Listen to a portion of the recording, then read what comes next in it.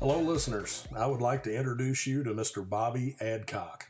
I met Bobby several years ago in Louisville, Kentucky. Bobby works for a company called friendliest. They perform service work on all our fork trucks and walkie-stackies at Lubrizol of Louisville. That equipment is crucial to what we do on a daily basis, both in production and in packaging. They also do work for many other manufacturers and businesses in the Louisville area. That machinery anywhere I've ever been gets a lot of use and takes a lot of abuse and needs continual maintenance. Bobby and the team at ProLift do great, timely work and are one of the main components that keep many businesses running on a daily basis. Without them, many businesses simply could not function. Bobby, I want to thank you for the work you do for my employer. I certainly would not have a job if it wasn't for what you do on a daily basis, and I'm grateful. In addition to the great service that you provide on a daily basis, there's an even bigger reason we've asked you to be on the podcast today. That reason, my friend, is your unbelievable attitude. This man, folks, I believe is the friendliest person I've ever met in my entire life.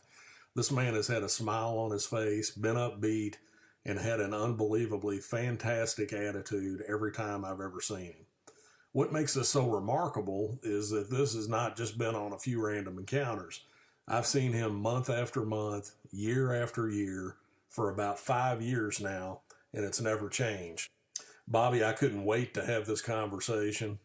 I want to dig right in for time's sake. I'm eager, along with our audience, I'm sure, to hear where this positive attitude of yours comes from. Start off telling us a little bit about yourself. Well, I'm just a simple guy. Just normal day, go to work, get it done, go home, and try to be just a loving individual and a compassionate individual. Well, that definitely comes out, my friend, every day in what you're doing. No kidding, and people notice. I told Bobby, I thought of that scripture in the Bible where the Lord says, always be ready to give an answer to every man for the hope that lieth in you, and told him, I said, even as Christians, if we walk around all the time with our lip dragging the ground, I don't think anybody's really going to be asking us about the hope that lies within us. But his type of attitude, people definitely ask questions because people come to work in all kinds of different moods, many times based on our emotions, what's going on that particular day. And we let that rule over our attitude too much. And I thought our listeners would benefit, as I know I will, by hearing how you maintain a consistent attitude like that every day. I know mine can use some work from time to time, and I'm looking forward to hearing what you have to say.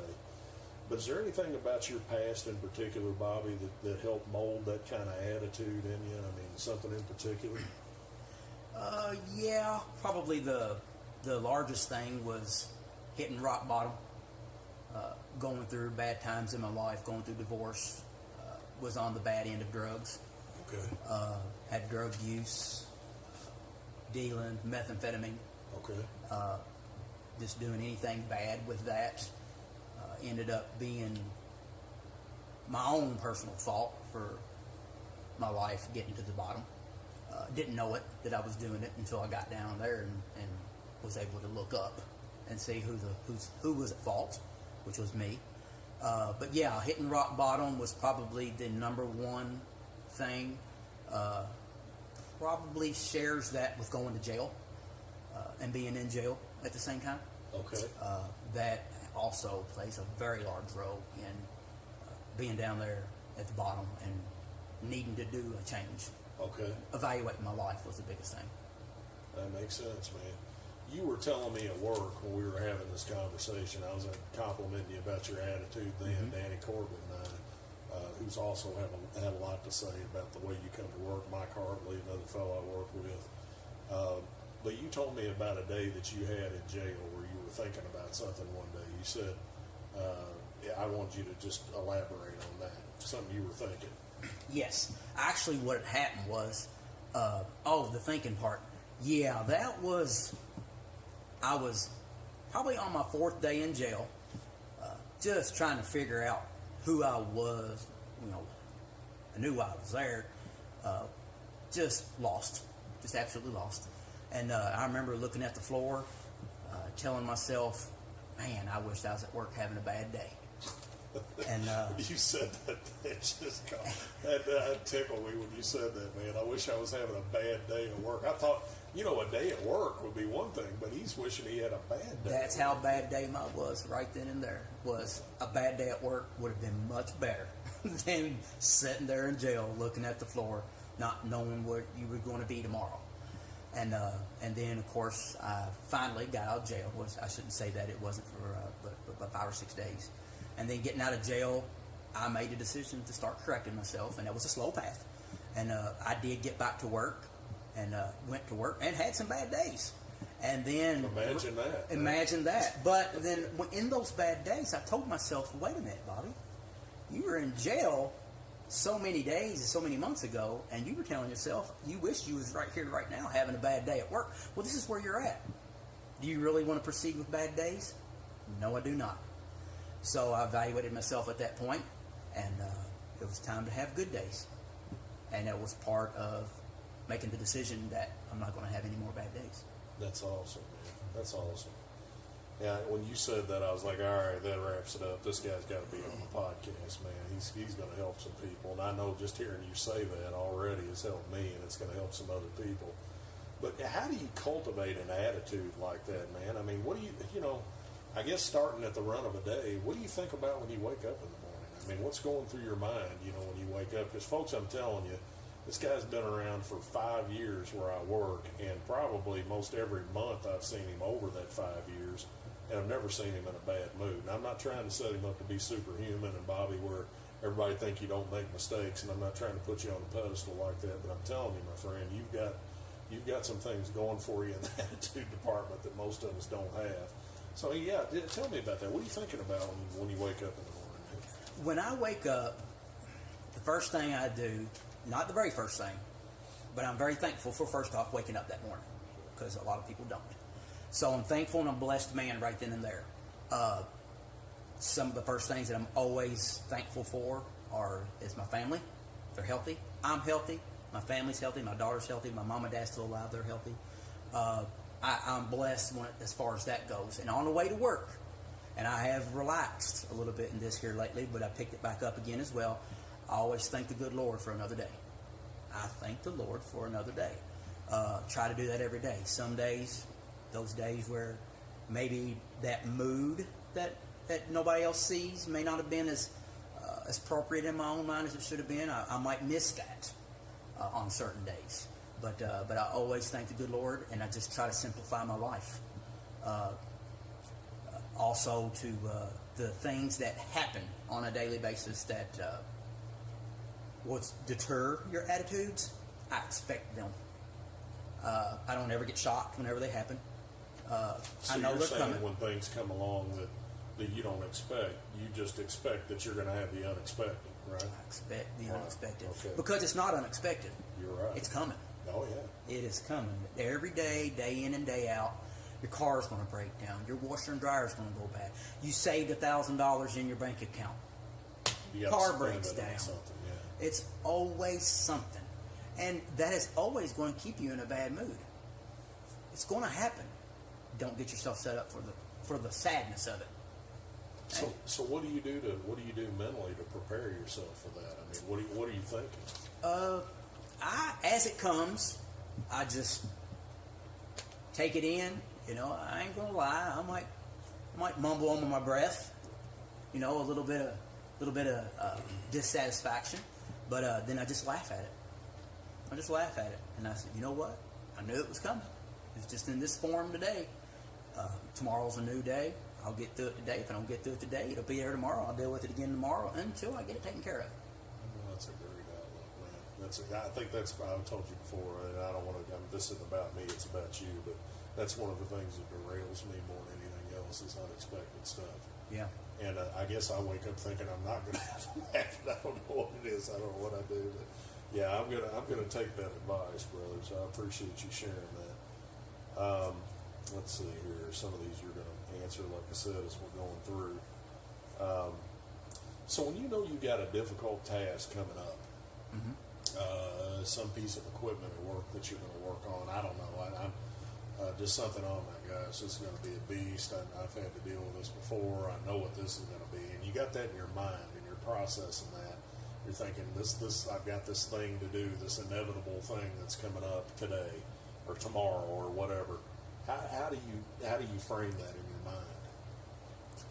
If I have, and I do have those particular jobs, just like you just said it, my dreaded, I have to do that one, I have to do that one. If I have the luxury of giving myself a couple of days, I just pep talk myself through it. It's just a forklift. A human being made it, manufactured it. Surely I can fix it. And, just another human being just doing what you do. And kind of talk myself into not look at it in a negative manner, but just getting it done. Just getting it done, and then looking at the positive side of getting it past me, of getting it done. So you're seeing yourself already through it. Yes. You're picturing in your mind, I'm able to take care of that because another human being made it. I can work on it, and you're already seeing yourself accomplishing it. You're Some way, shape, or form. Yeah, and it's also the confidence that I've been turning wrenches long enough and doing what I've done. I just got the confidence of I will get it done somehow, somewhere. Maybe not in the manner, the time frame that everybody thinks I should, but I will get it done. Okay. And just a confident, positive side of getting started to get it done. That's awesome. What do you listen to or watch in the run of a day? Anything you like keeping pumping through your mind? I mean, are you watching a lot of news? Are you listening to the radio? Are you listening to music? I mean, what? I don't watch news. It's pretty negative. I listen to music. Music feeds my soul. And when I say music, it's country music. Okay. I love uplifting songs and most all your music. I'm going to say country music because that's what I listen to. I relate to it because, you have your music that's going to sing about your bad times. It's going to sing about your good times. It's going to sing about broken love. It's going to sing about new love. And but I just relate to it. I've been through it all, and it's real. It sings and tells a story about real life.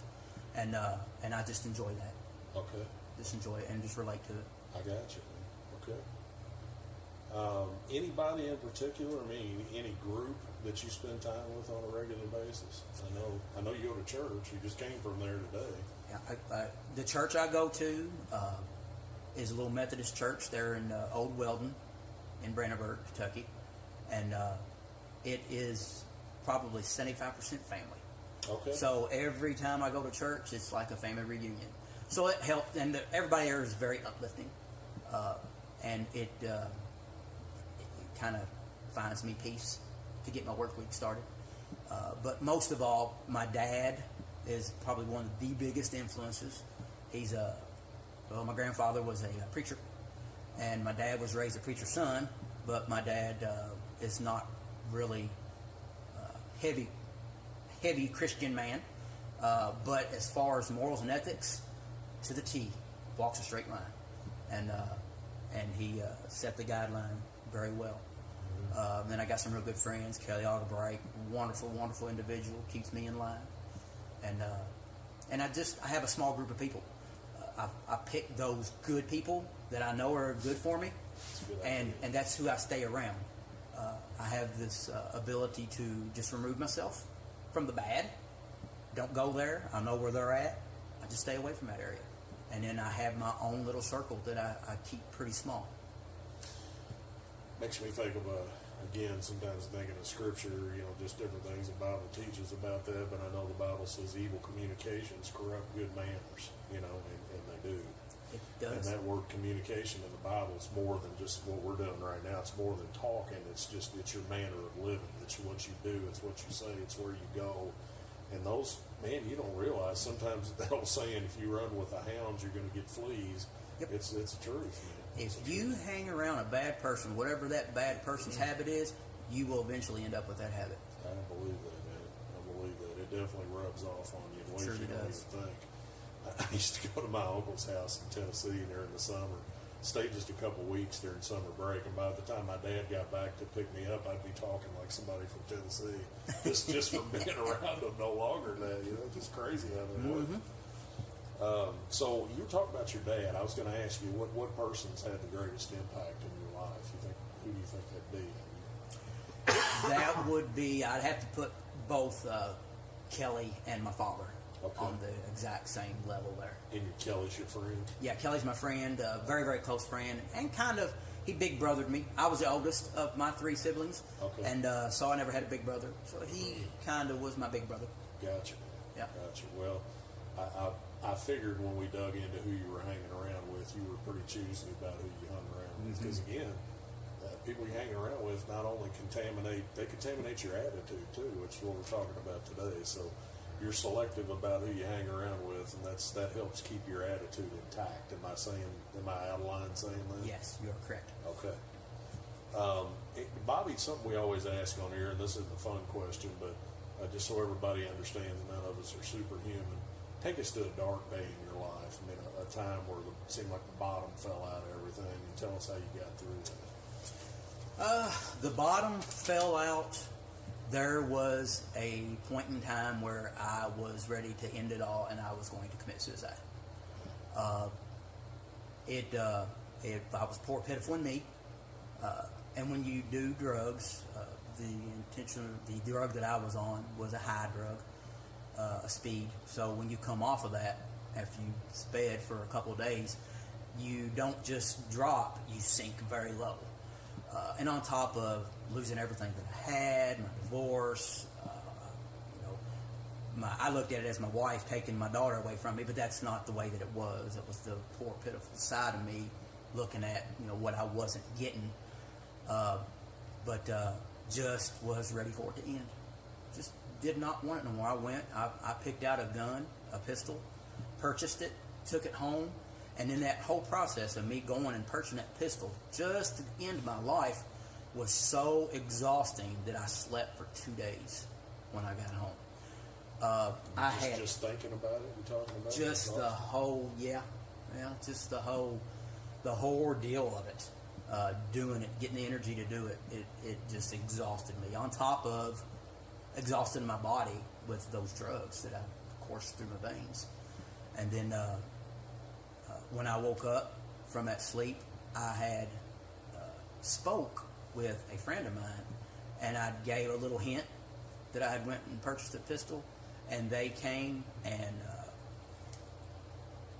came there when I woke up. They were there with a group of people to make sure that I didn't harm myself. So that was a blessing. That was a big friend.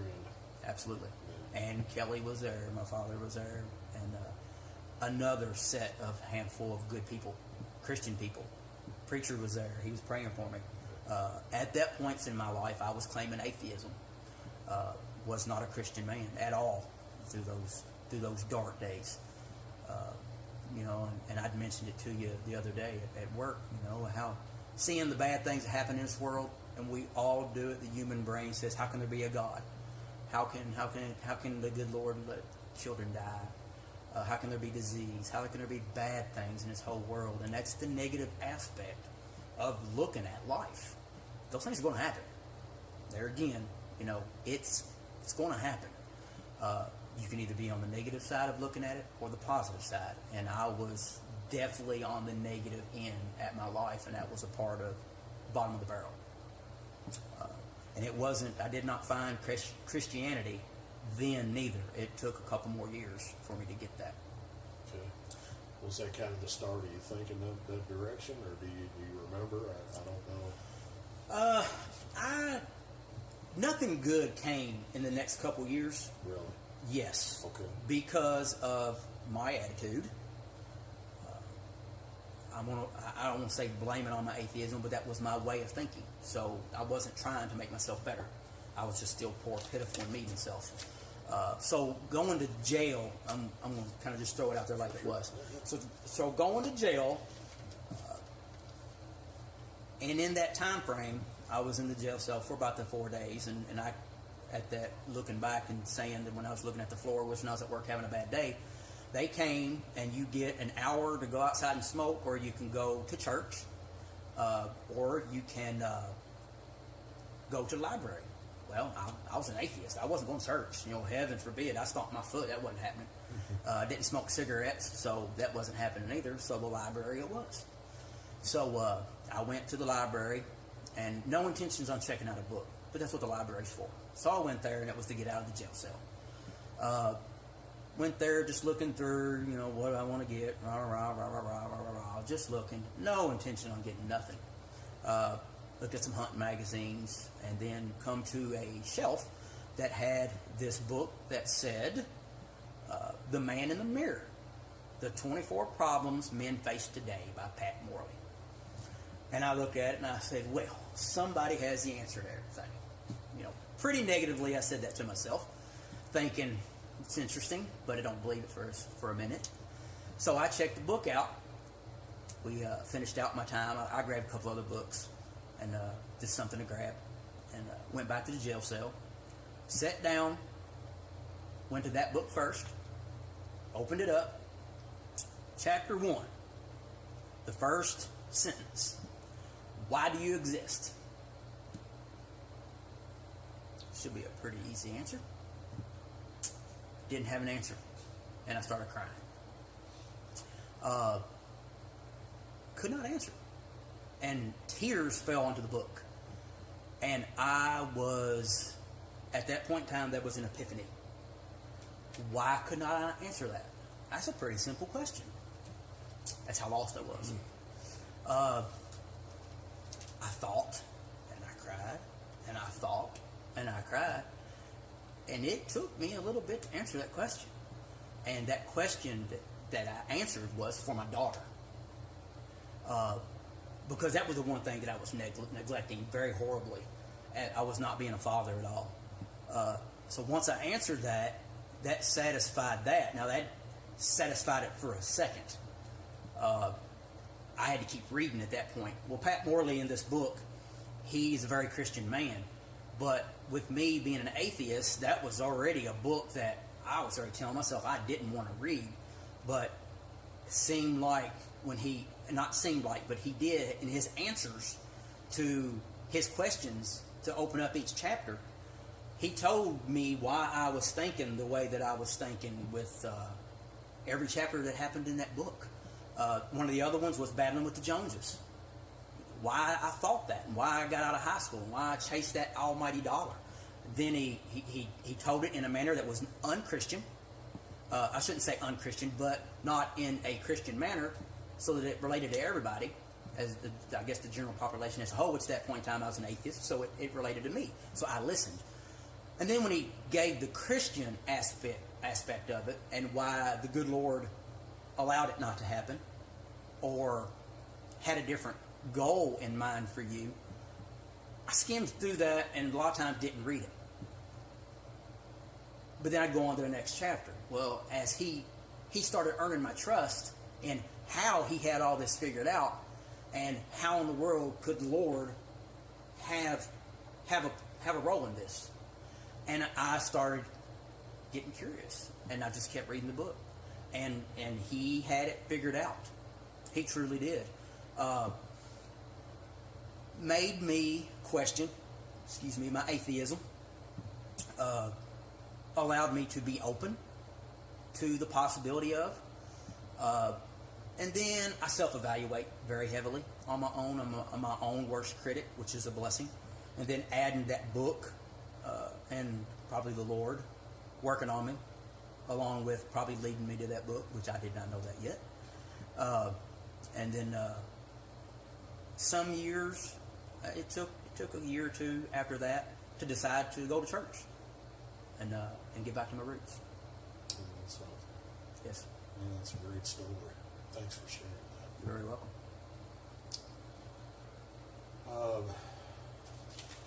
Something else here. What's a great piece of advice you've received along the way?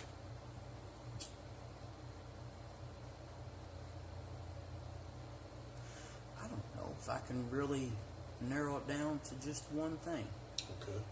Well, if you got a couple, I hate to say it, but I kind of draw a blank on that. Okay. The book was very valuable. My dad's always had good moral advice. treat people like you want to be treated. I mean, that's just a very good one for day to day.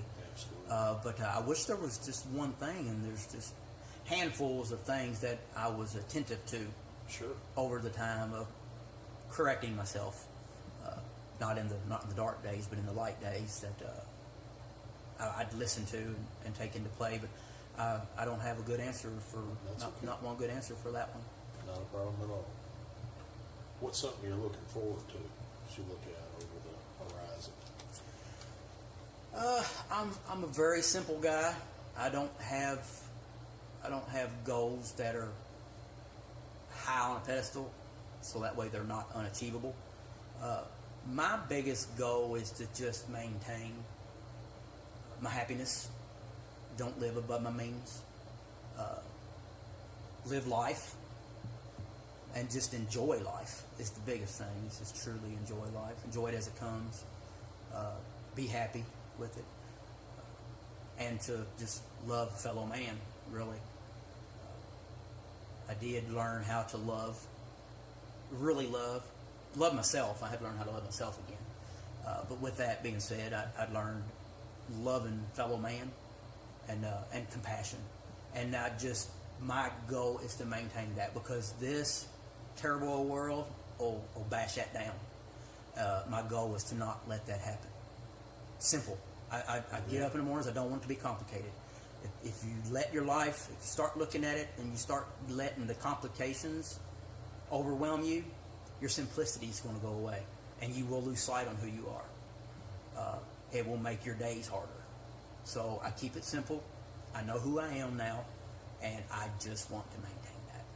I don't want that to be knocked down. So my goal is to maintain that. How do you keep it simple, man? When life tries to get more complex. If I can't control it, let it go. If it's something that I can't control, let it go. If I can control it and I can fix it, I will do that. Mentally, physically, with my hands. Washer breaks, fix it. Move on. Forget about it. If it's out of my control, absolutely out of my control. The economy of this world, that is out of my control. There's nothing I can do about it. I got to let the powers that be take care of that. I got to move on. I handle the things that are in front of me. If it's in my control, I'll take care of it. If it's not, roll off my shoulders. Any advice you'd give to somebody that's struggling with a bad attitude? Yes. A lot of customers that I go to, I see a whole lot of folks that are very, very mad. And you don't know what's going on with their personal life. But first off, you need to have compassion for them. If they treat you bad and treat you with anger, do not retaliate.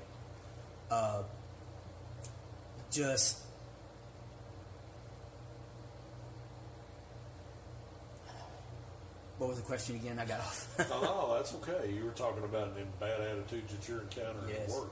What's some advice that you give to somebody with a bad attitude? Think of the positive. Think of the positive. Is it really that easy? Just think about the good side and not the bad? It is for me now. I have trained myself. I have come to terms, and my rationality is it's easy for me. In talking to those individuals, it teaches me that it's not easy for everybody. Was it always easy for you, Bobby? No. Okay. No, sir. So it's easy now because you trained yourself, right? Trained myself and hit rock bottom. I remember. I try not to let myself forget what rock bottom was, and don't ever want to go there again. So hitting rock bottom, there's no other place but up after that. So it is easier for me.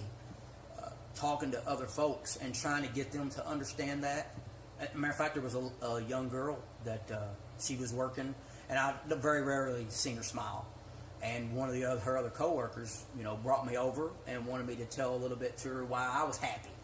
And I told my story. She loved it. She absolutely loved it. She couldn't see herself understanding it enough to put it into play. And I don't understand that now. I understand it, but I don't fully understand it because it is a choice. And I still see her every other day, and she still does not smile.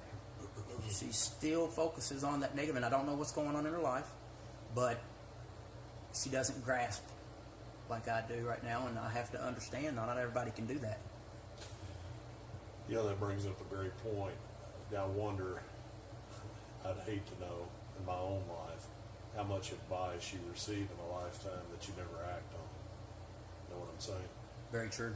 And I think it just stimulated another thought, just thinking of another verse, but I'll leave now. The Lord said, like, faith without works is dead. You know, you can say you got faith all day long, but till you put your feet on your prayers and put your feet on your faith and go out and act on what you say you believe, it's really dead. It doesn't accomplish anything. Well, you can say you want to have a positive attitude, and hearing your story is great, and I can do the same thing. I can lay down this podcast, and those that are listening say, "Man, that was a fantastic podcast. He's a great guy," and never change, never adopt the things that they heard, you know.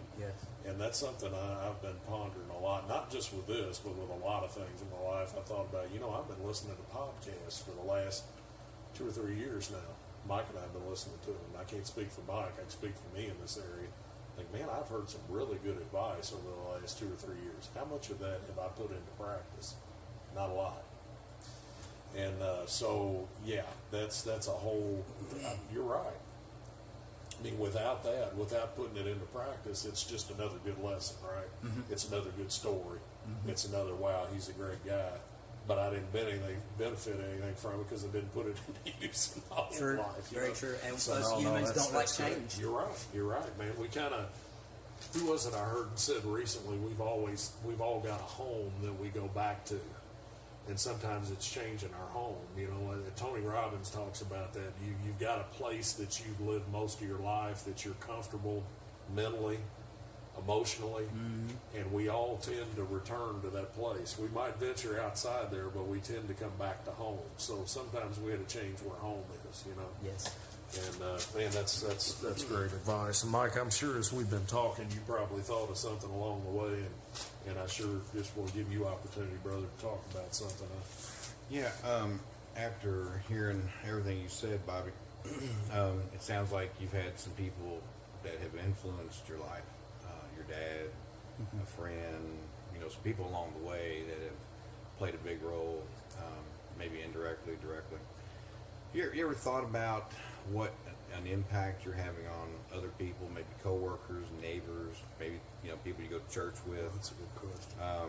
Have you ever thought about the responsibility you have to impact those people? Because you're like, Travis, you definitely impacted him. That's why we're doing the podcast today. Just watching your life the last few years and thinking, man, we really got to get this on our podcast. So in that respect, do you ever think about the responsibility you have, and not that it's a job where you clock in like, yeah, I got to go, cheer up so and so. But what about? You ever think about the impact you're having on others? And that's the first part of the question. Go ahead and answer that, and I got one more part. Okay. Yes, as a matter of fact, I have seen testimony of some individuals changing. I have seen it. I have seen a couple that they would come in and thank me for the good attitude, and they were actually changing their bad attitudes or their negativity towards the way they judge things. They were actually trying and putting it into play. They really were, and but I look at it like this: I'm planting a seed. I'm planting a seed. It's up to them if the seed grows. Right. So that's awesome. Yeah. Sometimes it takes a little water on that seed before it germinates, doesn't it? It does. And them seeing consistency. Yeah. That's the footwork you mentioned a while ago. That if you don't put the footwork into play, then you can hear the good advice all day long. If they see me consistently and I am consistent in a happy manner, that's the footwork. So the seed is getting watered, and hopefully it keeps growing. And I've seen a couple people that it's grown in, awesome. And it's very satisfying. It's very satisfying. Big time. And I guess the second part, you hear people talking about they have an accountability partner, like you maybe touch base once or twice a week. Hey, how you doing this week? How was your day? How was your last weekend? You kind of touch base with your friend, or they touch base with you, blah, blah, blah. Have you ever thought about kind of mentoring, a neighbor, maybe one of the kids at church, that, or maybe they get picked up on the bus. Their family doesn't come, but they're the neighborhood kids that, you know, they get picked up on the church bus, or family brings them. You ever thought about that? Maybe you don't. That's fine. But I'm just thinking, you ever try to reach out to that one individual, neighbor, kid at the church, whoever, family member? I haven't. Yes, I have some individuals, some adult friends, having bad days and really struggled with finding positive things in the world. And I've spent many of phone hours on the phone or visiting them, trying to lead them in the right direction and give them positive roles. And it's crossed my mind before to be Big Brother. There's a Big Brother program. I scare myself with that. I hate to say that, but I feel like I might fail. So there you go. There's what we talked about a minute ago. Afraid to put the footwork into play. I'm afraid of failing before I've even tried. Thinking that, again, I could fail somebody that is so impressionable, it puts the fear of me in trying. It truly does. Truly does. Now, with my adult friends, it's a little different, you know. I can look at him and go, you know, come on, suck it up, be a man. Let's get through this. You can't do that with a child. And I don't have that uncompassion to do it with a child, but they rely so much in order to get to that adulthood. I feel like I might fail, and it keeps me from going there. Maybe something like this is going to help me lead there. Maybe that's a seed. Maybe this is a seed. Maybe this is a seed from you guys to me. Yeah, that's right, brother. I tell you what, you've helped me over the last 5 years, and I think you'd help some other people. You know, Bobby, sometimes we all three believe the Lord created us. We don't have any problem with that. We're not atheists at this point. You're past that in your life. I'm not. I'm sure I would have fit that category at one point in my life, no doubt. I really didn't know what to believe. I don't know that I was an atheist. I just didn't know if there was a God, there wasn't a God. I wasn't really convinced in either way. But having said that, now we know where we stand spiritually now. All of us have strengths, or I really believe that, and you don't have to venture out very far to figure that out. You know, in the workplace, in a church, in an organization, where you work every day, you see people's strengths, and you also see that people are weak in areas. You know, there's some areas where people are totally getting it right, and you admire them, and then there's ways that they're blowing it, and you're thinking, how can they do that? You know, and sometimes when it's you don't see your strengths like everybody else does. You know, That's very true. And I'm telling you, that is very evident in your life, and you can help people. You need to know that. I mean, seriously, I've got plenty of work I need to do. I don't need to volunteer you to go help the whole world, but you can help some kids, brother. You can help some adults too, and you are helping them. You're helping them right now. Yes. But you've got a gift. God's given you a gift there, and your attitude can be a help to other people. It's going to on this broadcast. There'll be people that will hear that. This is just a small thing. We don't know who our audience is, but God does. And just like He directed you toward that book, I know He directs things. I've seen that time and time again. He'll direct people with this podcast. He'll direct people to run into you in the run of a day. And I want to pray before you leave, and I hope I can remember to make it a matter of prayer. Just that God will let you run into the right people in the run of the day. And I'm sure that's some of your prayer, you know, on a daily basis. God, help me run into the right people that need to hear, people that want to hear, people that I can plant a seed with. Maybe I can throw some water on some seed that's already been planted. God, just send me in that, because you can help people, Bobby. You can, man. You've been a help to us. And I don't want to tell you what, folks. He's a great fellow. And if you would like to correspond with him, I'd have you contact us for now, and then maybe we can get in contact with Bobby. Sure. And if they're ever in the future, if that's something you want to change, we'll do that. But he drove an hour and a half from Brandenburg today, just to give you all a little backstory there.